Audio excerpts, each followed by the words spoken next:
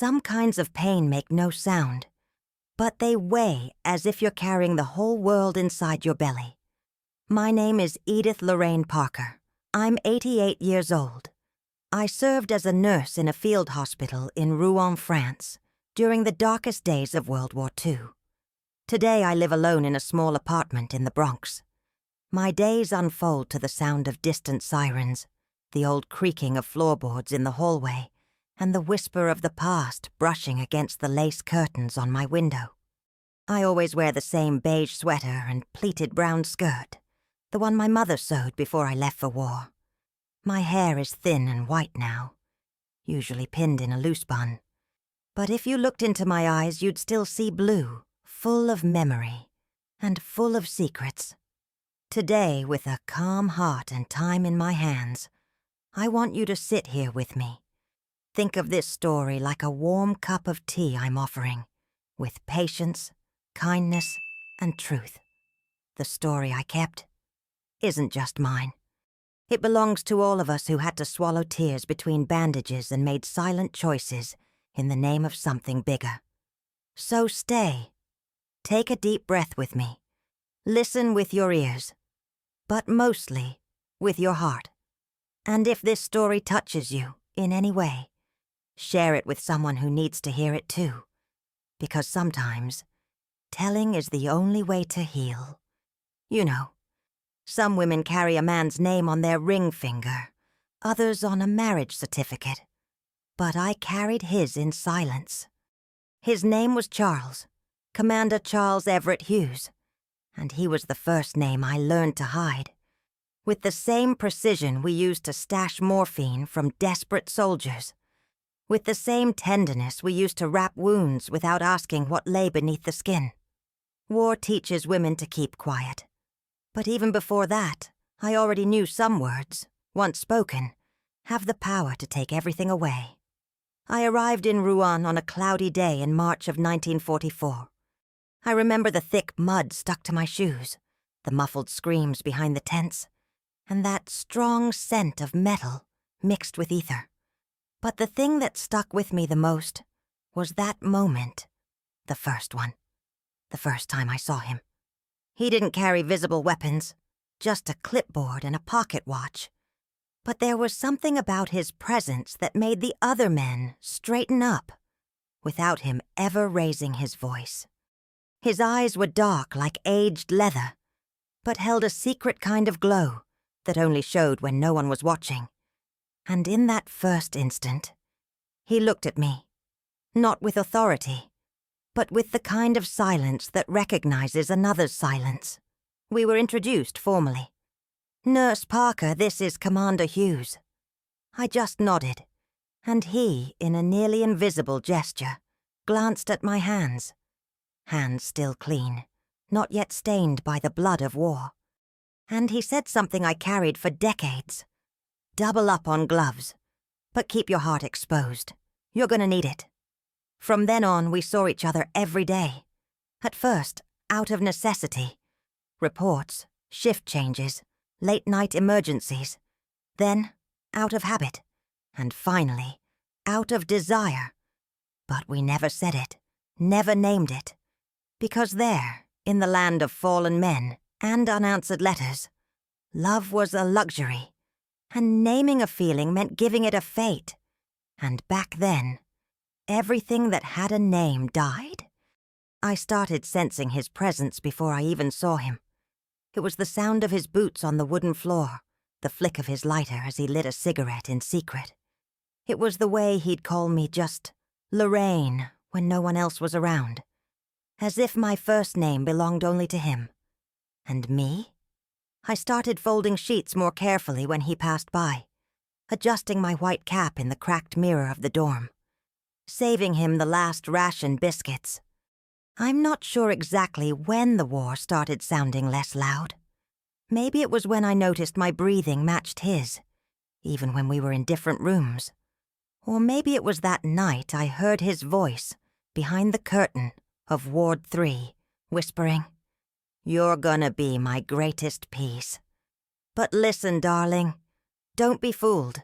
War loves aren't like the others. They bloom in the mud, they're watered with blood, and they live in the shadow of death. Every time his name came through the radio, my heart split between pride and panic.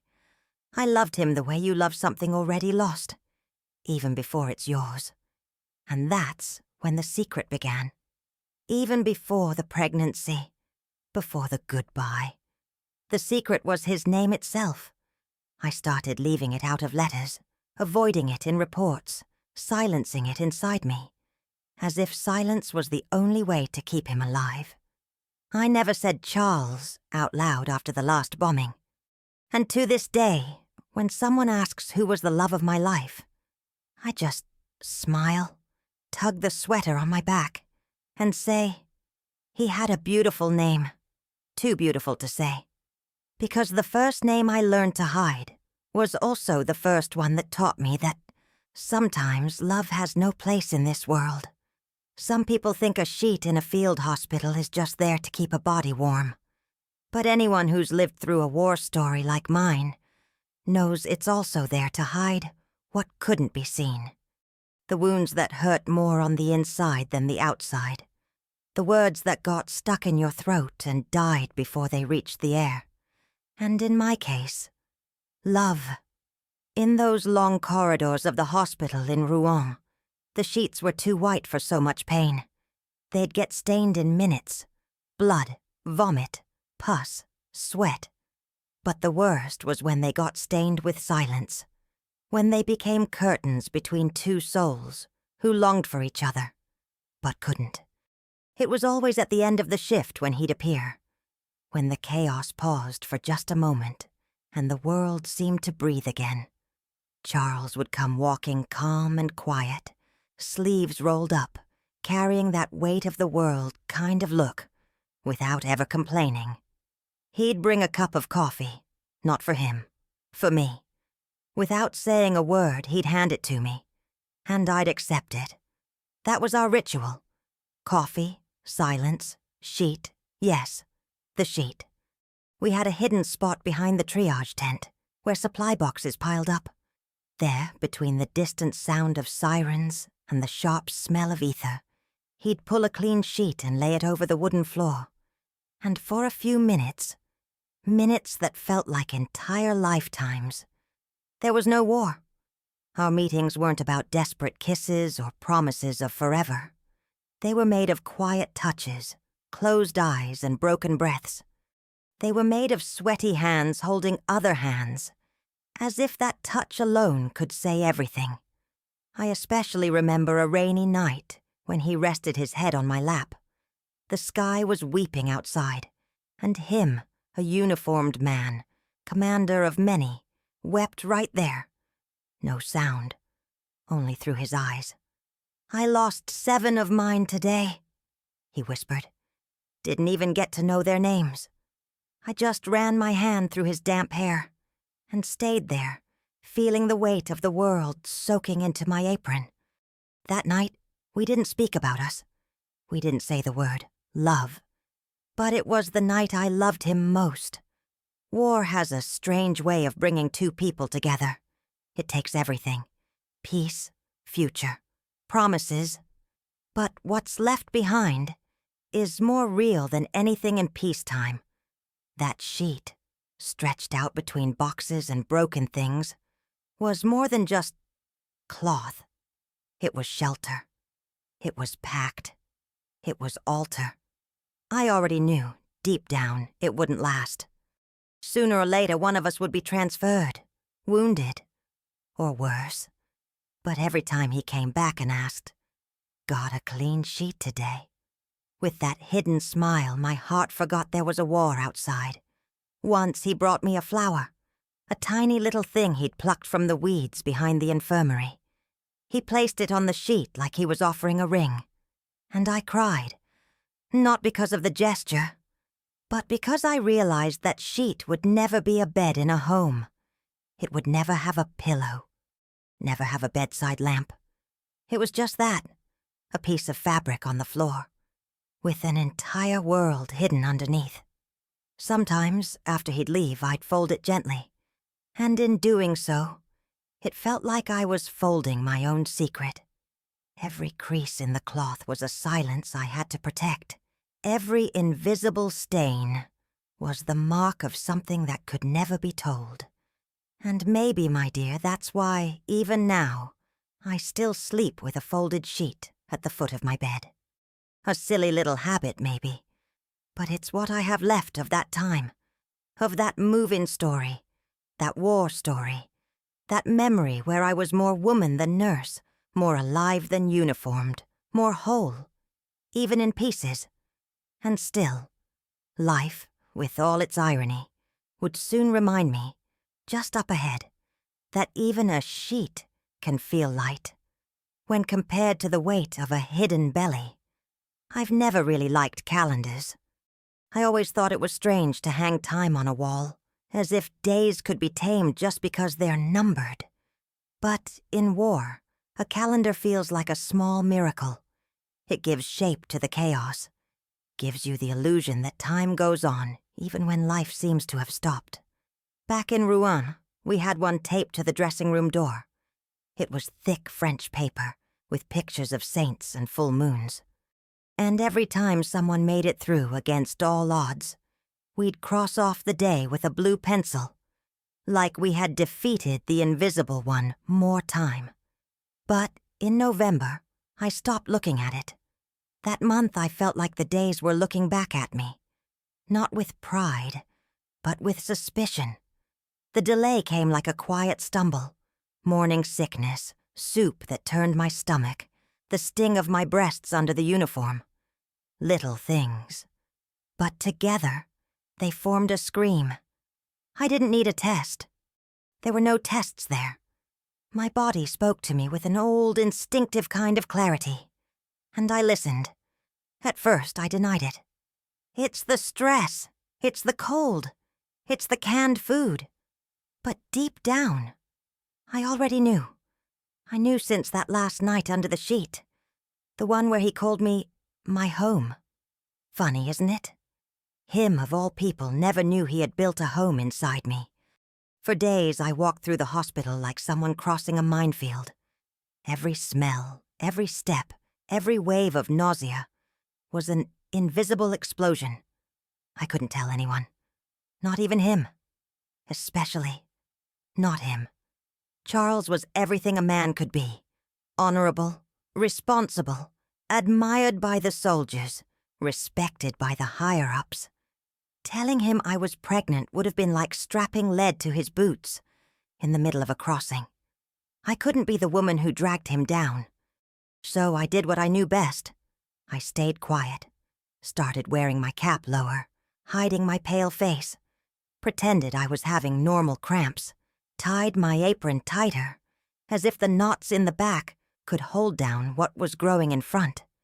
But there was something even crueler in that silence. The loneliness. In war, you always feel alone. But carrying a life inside you, unable to share even the shock, that's another kind of abandonment. I cried in the cold shower, whenever I could be by myself. And I didn't cry for me. I cried for the tiny being inside, whose life was already starting as a secret. Sometimes I'd rest my hand on my still flat belly, trying to feel something. Anything. But he was still just a promise. Silent, hidden, and fragile like wet paper. One morning as I washed my face at the infirmary sink, I saw the calendar again. It was 1 week before Christmas. Someone had circled December 24th in red, and without thinking, I grabbed the calendar and tore off November. It ripped unevenly, leaving part of the page caught on a nail. I stared at that tear like someone staring at an open wound. From that moment on, I stopped counting days, started counting heartbeats, fears, silences. Each day was a crossing without a map, and inside me, a secret that grew without a name. The only one who seemed to notice was Sister Bernadette, an older nurse with firm hands and sharp eyes. She'd frown as she looked at me but never said a word. And maybe that was the greatest act of compassion anyone showed me during that time. Because sometimes, my dear, Keeping a secret isn't the same as lying. It's just the only way a heart knows how to protect what isn't strong enough to be born. But even so, war doesn't grant us a truce. Not even to those carrying 2 lives at once. And then, he disappeared. The same week my belly began to ache. The same week I dreamed of a crib in the middle of a battlefield. The news came. Commander Hughes had been sent to the Eastern Front. Gone after a bombing. Missing. Presumed dead.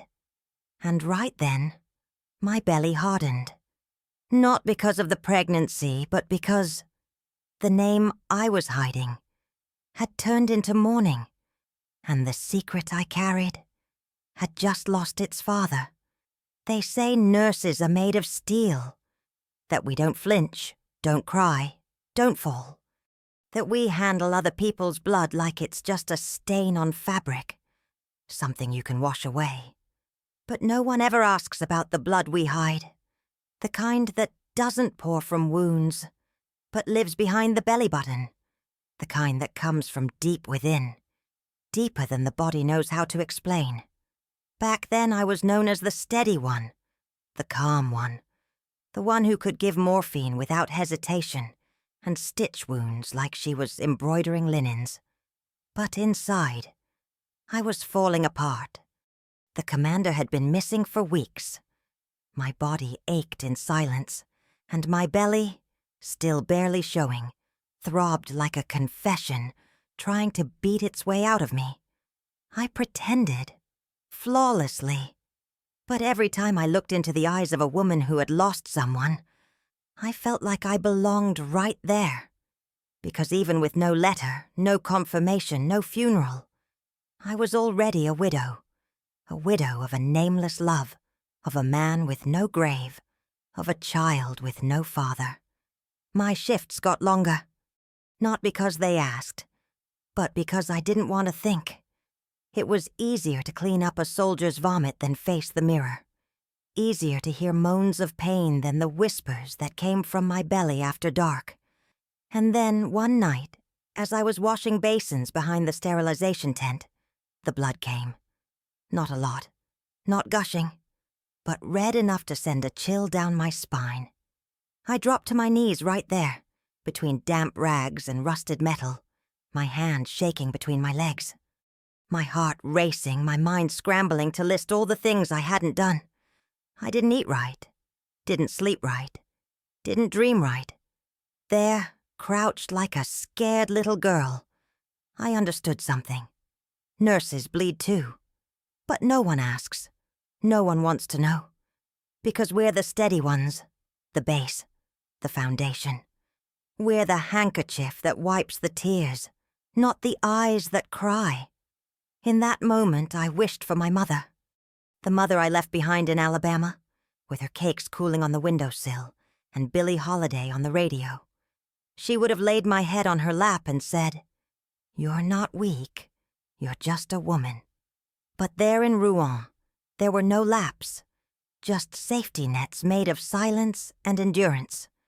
I went 2 days without sleeping right, carried a mess of fear and guilt, fear of losing the baby, guilt for wishing he wouldn't come. Because yes, darling, there are moments when even the purest love feels like a burden. The next night, Sister Bernadette came into my quarters. She brought dark tea and a warm cloth. Didn't say a word. Just sat at the edge of my bed, looked at my hands and whispered softly, "Even Mary bled." It was the only time I cried in someone's arms there. And I cried for everything. For Charles, for the baby, for myself, for the war, for time, for the sheet, for the sweater hidden in my suitcase. After that day, I made a decision. If my body wanted to fight, I'd fight with it. If my womb chose to go on, I'd follow it. But in silence, with dignity, with faith. I started writing in a small notebook, hidden in the lining of my suitcase. Little notes to him. The baby. I called him my little commander. It was my way of keeping Charles alive, even if only on paper. The words healed me from the inside. They bled for me. And there, between the smell of iodine and the shuffle of wounded feet, I understood that no nurse is made of steel. We're made of flesh, of fatigue, of womb, of secrets. And that, sometimes the deepest blood a woman sheds is the one no one sees. It's the kind that flows when she's forced to take care of the whole world, and no one takes care of her. Some deaths happen in a single blow. Others happen slowly. But the cruelest ones are the ones that refuse to be confirmed. The kind that hover in the air, with no body, no coffin, no permission to grieve. That's how it was with Charles. He died, but I never knew when. The news came on a cold tray, right in the middle of a shift change. The sergeant from the Eastern Front had sent a coded telegram. Commander Everett Hughes, missing after nighttime bombing. Presumed dead. No body located. I read those words like I was reading a medical prescription in a foreign language. No meaning, no emotional translation. No ground under me. The hospital corridors went on as they were, full of moans, footsteps, muffled screams. But inside me, everything went silent. Not the silence of peace, but the silence of collapse. I went back to the rest tent and sat on the edge of my bed, placed my hands on my belly and whispered, "He doesn't know. He left, without knowing about you." And right then, for the first time, my belly didn't ache from the weight, but from the absence. You know what hurt the most? Not being able to say goodbye, not being able to bury him, not being able to tell. In war, there are no funerals, no flowers, no arms wrapped around you, only absence. Charles had no gravestone, no prayer, and all he ever got from me was the sound of my racing heartbeat between bandages and machines. I remember the last time I saw him. It was late afternoon. He was facing away, talking to a group of soldiers about supplies. The sun slanted through the canvas of the tent, and when he felt my eyes on him, he turned slightly, raised his eyebrows and smiled. A tiny smile, but it holds me up even now. That was the last gesture he gave me. And maybe, deep down, he already knew. Maybe that smile was a disguised goodbye. Because men like Charles, they feel death before it arrives. That night he was sent to the front, and he never came back. The next day, I found his sweater hanging on a hook in the admin office. It was just there, forgotten, like it was waiting for him to return. I took it, folded it slowly, and tucked it into my suitcase. He never knew about the pregnancy, never knew the name I had chosen, never saw the sketch I drew of his face on a piece of gauze, never felt the kiss I left on the emptiness of the bed. And maybe, sweetheart, that's the worst way to lose someone. It's not grief that breaks you. It's the lack of goodbye. Because a goodbye, even when it hurts, gives us permission to go on. But absence without words traps us in a time that never moves. For days I wandered the hospital like a shadow, changed dressings, gave meds, recorded vitals. But my spirit was frozen in the curve of that final smile.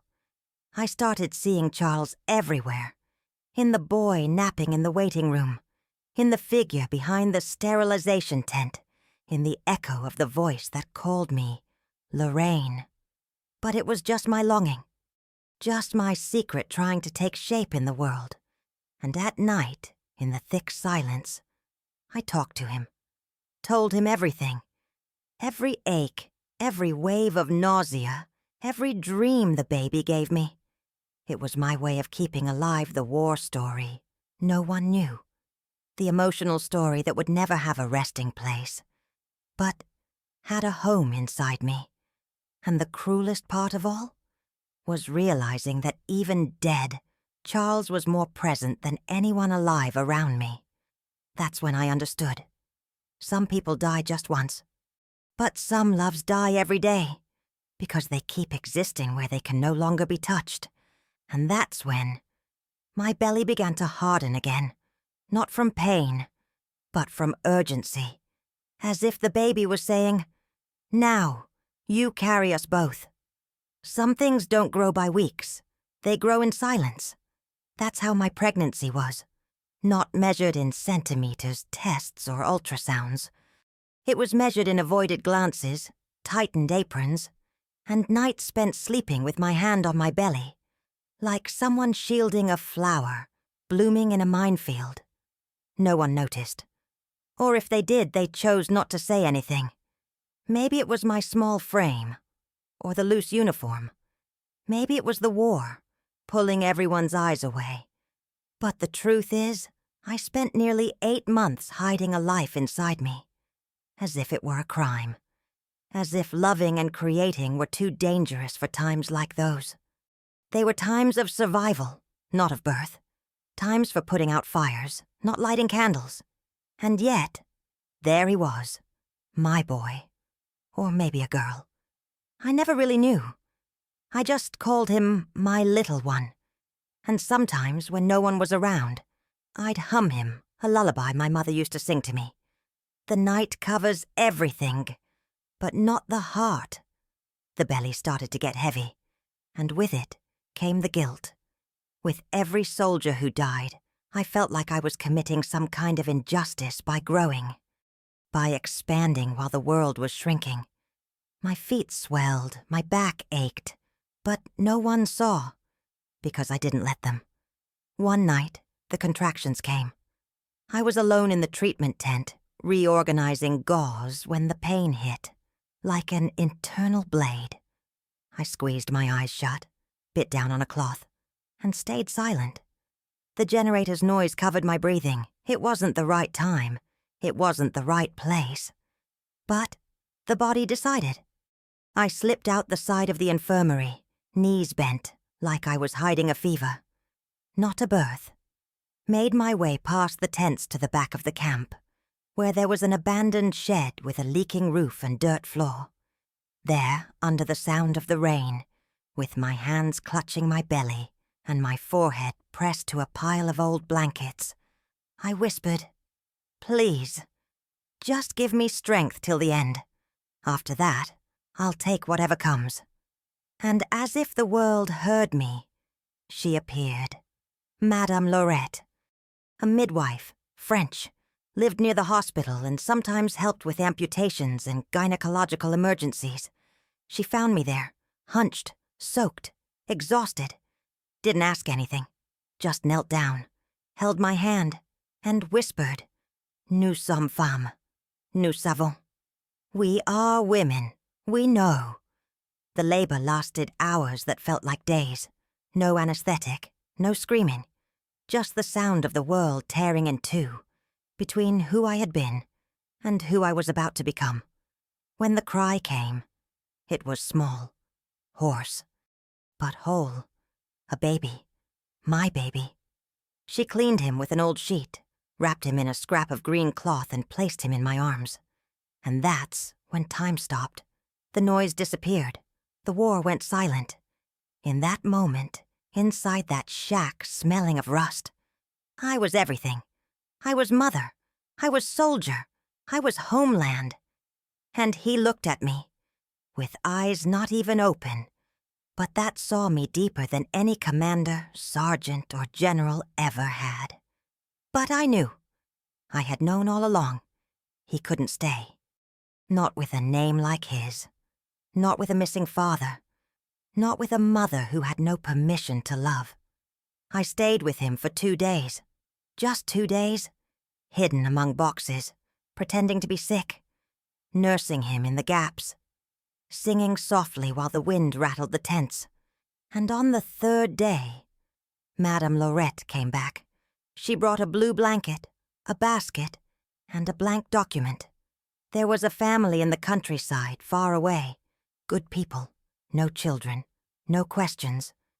I dressed my little one in the only outfit I had saved, made from gauze and scraps of cotton, kissed his forehead, and whispered, You're not a secret.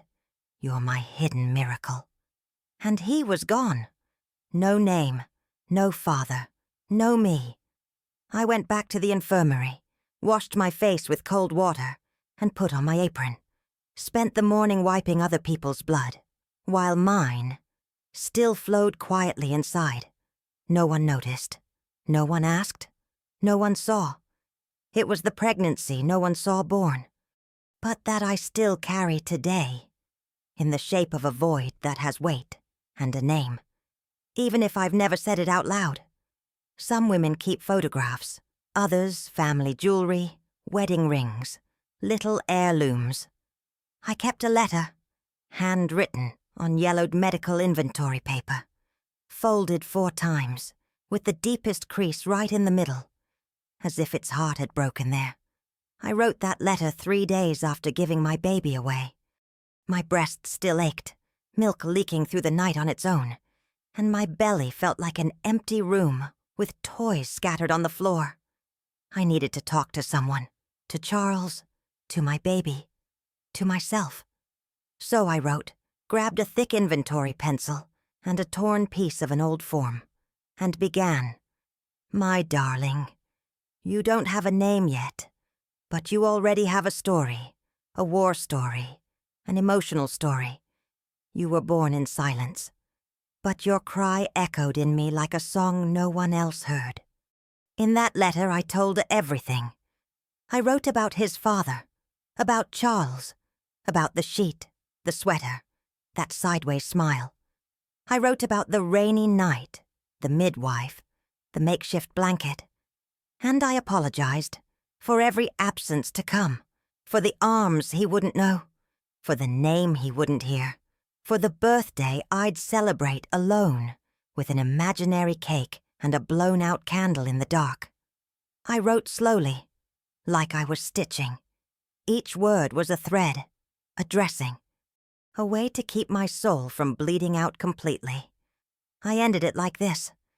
If one day you find this letter, I want you to know, you weren't a mistake. You were the only piece of peace I had during wartime. Folded, tucked away, hidden inside the seams of my suitcase, inside a torn sock. The letter stayed there. For decades. I never delivered it. I never had anyone to send it to. I didn't know the adoptive parents. Didn't know the town. Not even if he was truly adopted. Not even if he lived. If he's still living. But holding on to that letter was the only way I knew how to keep breathing. As if, with every heartbeat, I was saying, he exists, even if no one sees him. Sometimes, when the sirens of the Bronx howl through my apartment windows, I open the drawer, take the letter out and read it again. My hands tremble, my eyes sting, but the paper still holds the scent of war and of love. It's a fragile paper, but strong, like me. I never rewrote it, never corrected a single word, never changed a comma, because that letter is the only piece of him I have left, of Charles, of the baby, of myself. I've thought of throwing it away, of burning it and letting the ashes fly out the window, but I can't, because that letter is a part of my body that still breathes. It's where my war story doesn't end in a period, but in ellipses. And sometimes I think, maybe one day someone will find it. In a basement, in an old box, or deep in a suitcase donated by mistake. And when they read it, they'll know a woman once existed who loved in silence, who was a nurse, a mother, and a widow, without ever being called any of those things. And in the end, all she left behind was a handful of words. Words no one heard, but that still pulse right here inside, like blood. Some things we keep aren't just things. They're rituals. They're tombs. They're arms that still hold you when no one else is around. For me, it was the sweater. That thick, dark wool sweater with leather elbow patches and the smell of smoke. The one he wore during midnight shifts, when the wind cut through the hospital tent and the cold felt sharper than shrapnel. His sweater had weight, and scent, and presence. When Charles disappeared, they left his sweater hanging on an iron hook beside the infirmary. No one dared to touch it. It was like the fabric was still warm, like he might walk back in any second to claim it. But he never did. And me, I went there at night, alone, took the sweater down with both hands like picking up something sacred, folded it gently, trying not to breathe in his scent, and at the same time breathing it in completely. I took it with me, and from that moment on, it never left my life. I hid it deep in the back of the barracks closet between winter clothes and a blanket my mother had sent from Alabama. No one ever knew. No one ever asked. That closet became my sanctuary. Every night after my shift, I'd open the door slowly, rest my forehead against the wood, and whisper the things I could never say out loud. We amputated 3 today. I smelled you in the hallway. He kicked hard this afternoon. Yes, I spoke to him. Like writing letters in the dark. Like praying to a God who doesn't answer, but listens. The sweater was my reply, my anchor, my scented secret. Sometimes in the middle of the night I'd wear it. Even with my belly already heavy, even with the heat in the tent, I'd put it on. It was far too big for me. The fabric brushed against my skin like a hug. And for a few moments, in that quiet space, I was us again. When it came time to give birth, I took the sweater with me. It was my blanket, my pillow, my altar. And later, when I returned to the United States, it came too, folded inside my suitcase, wrapped in an old pillowcase. At customs, they asked what it was. I said, winter clothes. But that was a lie. It was winter, just not outside. Years later, already living here in the Bronx, in this small apartment where the windows rattle every time the subway passes, I picked a new place for it. A narrow closet with creaky doors in the corner of my room. Inside it still sleeps. I don't wash it, don't fold it anymore. I just open the door now and then and let his scent drift out like smoke from a time that's long gone. Some nights I sit on the edge of the bed with the door half open, just stare at the fabric, darkened by time. And I talk, or I think, or I simply sit. It's strange, I know. But his sweater is the only thing in the world that still calls me Lorraine. I've thought about giving it away, about burying it, about burning it. But I can't, because part of me lives in it. There's sweat and tears and milk in that wool. There's the sigh of labor and the moan of grief. The world forgot Charles. The army, history, the books. But I didn't. I remember him every time I open that door. Every time autumn begins and the smell of damp wool returns. Every time I hear a man say, "Nurse," in that respectful tone. Like he used to. And yes, it's just a sweater. But for me, it's also the last proof that love existed, even without a name, even without a photo, even without a happy ending. And maybe that's the only ending possible for war stories like mine. We don't really end. We hang on. To a memory, to a fold, to a closet no one else opens. That's what they always called me. The one who fixes things. The one who calms people down. The one who never shakes. In the reports, my name was always underlined. During night shifts, I was the one they called when a soldier was on the edge. I knew how to make the clean cut, the tight stitch, the right move. I became a specialist in holding things in. Bleeding, panic, despair. But no one ever asked who took care of me. It's an old curse, you know? Being the strong woman in weak times. Being the pillar that holds everyone else up, even when you're cracking on the inside. Being the nurse who saves everyone, except herself. After Charles was gone and my baby vanished from my life like a poorly told dream, I kept working, even harder, as if the more lives I helped save, the more I could justify the one I'd lost. I drowned in dressings, started volunteering for shifts I wasn't even assigned to. The hospital was the only place where my pain didn't echo. There, I was useful. There, I was invisible, exactly the way I needed to be. There was a break room where the mattresses were thinner than paper. But that's where I cried in silence, lying on my side, with his sweater under my head. Cried without a sound, the kind of crying women learn when weakness becomes a luxury. My co-workers would say, "You're a rock. You don't flinch."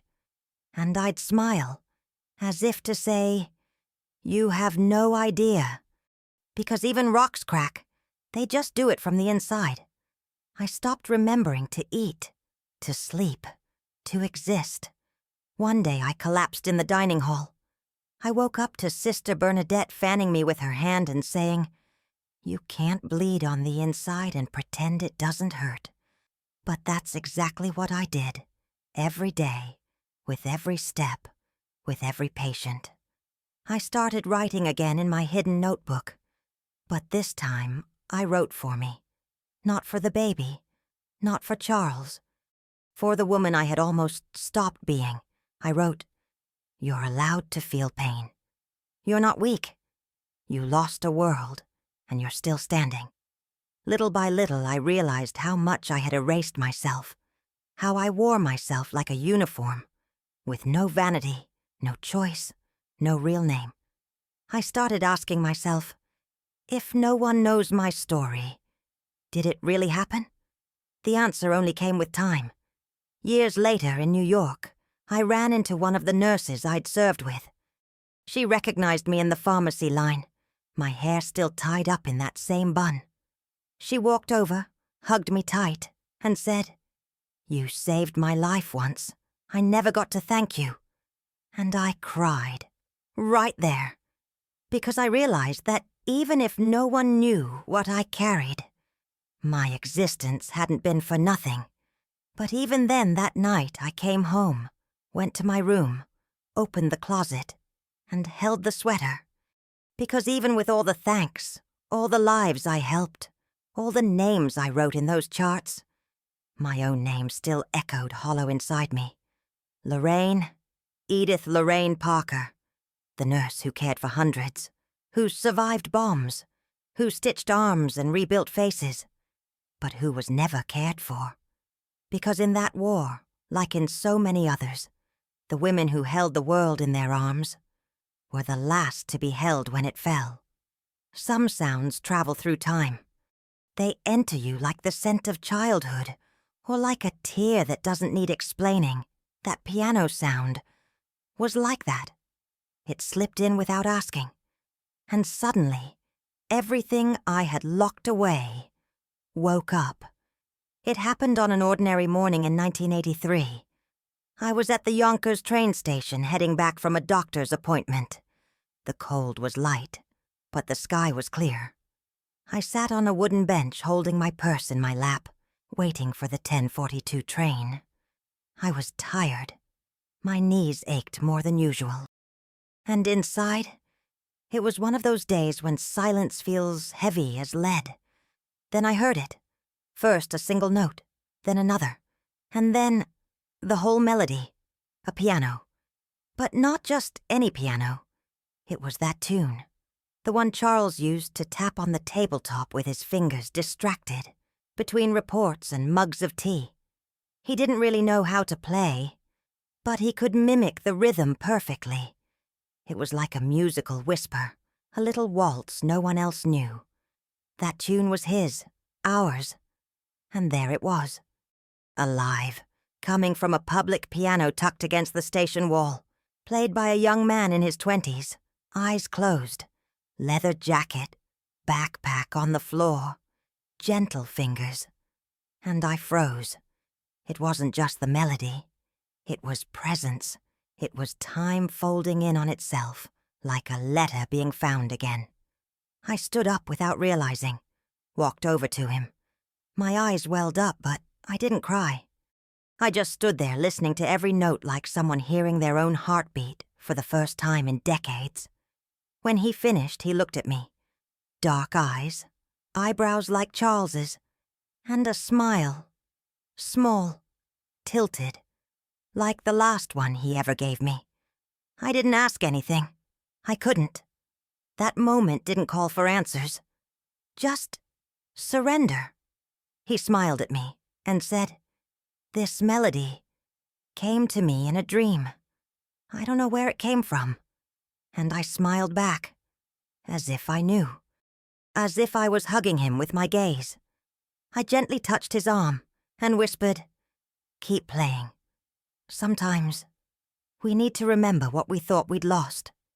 I went back to the bench, sat down. The train arrived, but I didn't board. I waited for the next one. Stayed there, listening, eyes closed, arms folded, feeling my own story playing again, note by note. And it was on that bench I finally understood. War stories don't end on the battlefield. They go on, in sounds, in gestures, in lost children, in faces we're not sure we imagined, or rediscovered. And maybe that young man will never know. Or maybe he will. But in that moment, it didn't matter. Because hearing that music, I felt alive, whole, seen. As if someone, even for just an instant, had called me back by name. Every nurse wears a uniform. But some of us also wear what can't be seen. Me, for example, I wore my silence for nearly 8 decades. While tying the straps behind my back, while tucking my hair under my cap, while breathing deep before open wounds. The silence was already there, like invisible fabric, like armor, like inheritance. For years I was remembered as the strong nurse, the one who saved, who didn't cry, who carried on. But no one knew what I kept in the back of a drawer, a folded sweater, a letter never sent, and a name I never had the courage to say out loud. I had no grave for him, no photo of my son. But I had memory, and love, even if silent. Because sometimes, my dear, the most emotional stories aren't the ones told. They're the ones that survived inside the chest, without witness, without recognition, but with a strength that even time couldn't erase. If you've stayed with me until now, thank you. Thank you for listening with your heart, for letting me open the door of my soul, even if just for a few minutes. Maybe you know a woman like me, a grandmother, a neighbor, a mother, a woman who seems too strong to have ever cried, but who, deep down, carries her wars in silence. Share this story with her. Maybe by hearing what I never said, she'll find the courage to face her own past with more tenderness. And if you'd like, stay. There are more stories like this, more silences that deserve to be heard. Subscribe, leave a comment, write your name here, so I know you passed through my life like someone lighting a candle on an old altar. Because in the end, that's what we need. Not glory, but witness. Someone to say, "I heard you. I felt you. I didn't leave you alone."